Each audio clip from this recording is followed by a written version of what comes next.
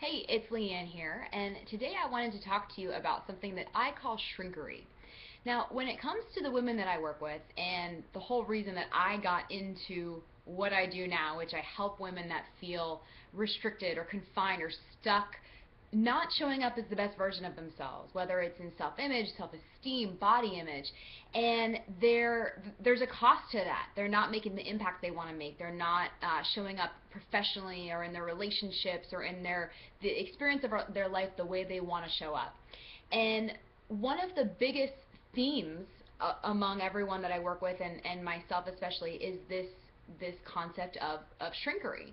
And what I mean by that is, in there for a long time there were areas of my life, and I still identify them today, where I'm not showing up as my best self. I'm not willing to shine and show off and share with the world my talents, my gifts, my brilliance, my beauty, my creative side, whatever it is.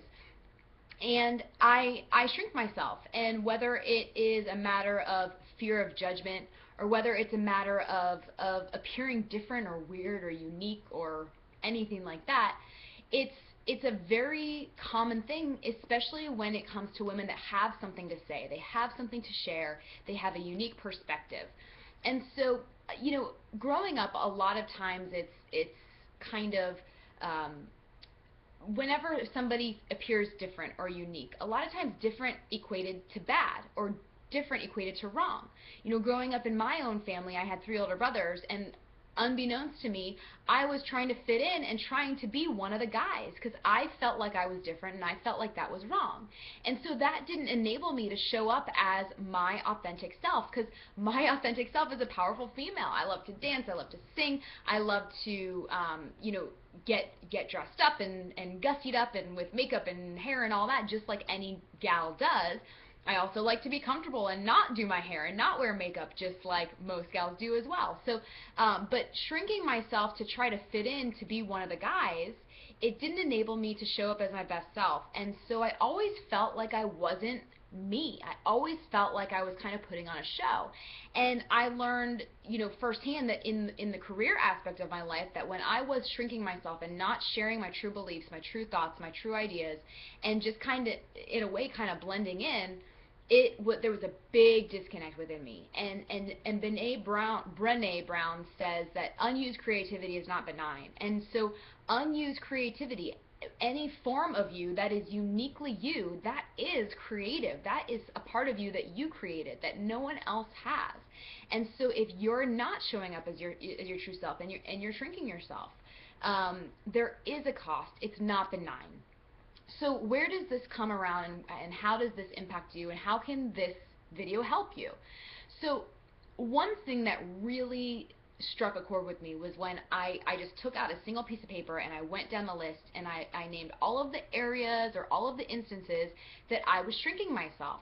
Whether, I mean, I've shared some of them before, but I was a singer. I've been a singer forever, and up until the past couple of years, I didn't sing. The world didn't know. I would stay off the dance floor because I thought I would look silly or weird, or like I was a bad dancer. I wasn't comfortable in my body, so I'd shrink myself, or my body was shrinking me.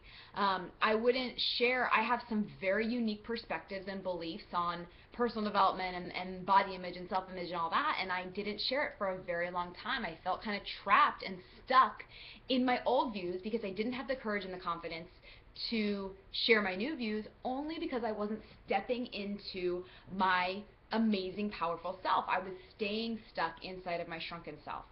So here's what I want you to do. If you have that little feeling in your gut that you're not showing up as the best version of yourself, and it's because you're not able to completely own your authentic self, whether you're kooky, whether you're crazy, whether you're silly, whether you have something unique and valuable to say, whether you have talents and extraordinary abilities that you're not sharing, if you believe that you're shrinking yourself in any area of your life, whether it's to fit in, whether it's to avoid judgment, whatever, okay, do that activity. Grab a piece of paper and just in bullet point fashion, write down all the areas or circumstances where you find yourself today on a day-to-day basis shrinking yourself, or you have possibly in the past.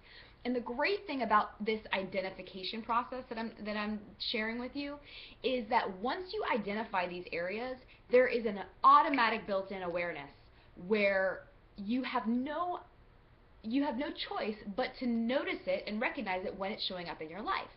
And anybody who's ever just tried to upgrade or grow in any area of their life, the first step is awareness. You have to, accurately assess where you are right now.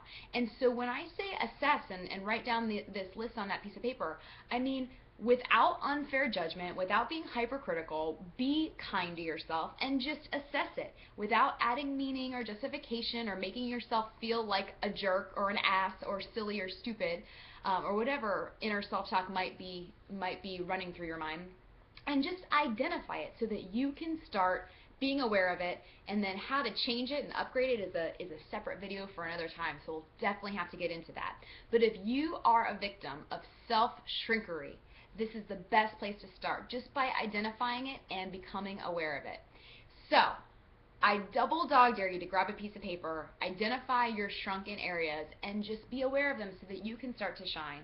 You can step into your gifts and your greatness and your uniqueness, and know that you are possibly weird and different and crazy, but in all the best ways. So this is Leanne Ellington signing out for you, your fellow crazy, weird, wacko individual, and I will talk to you soon.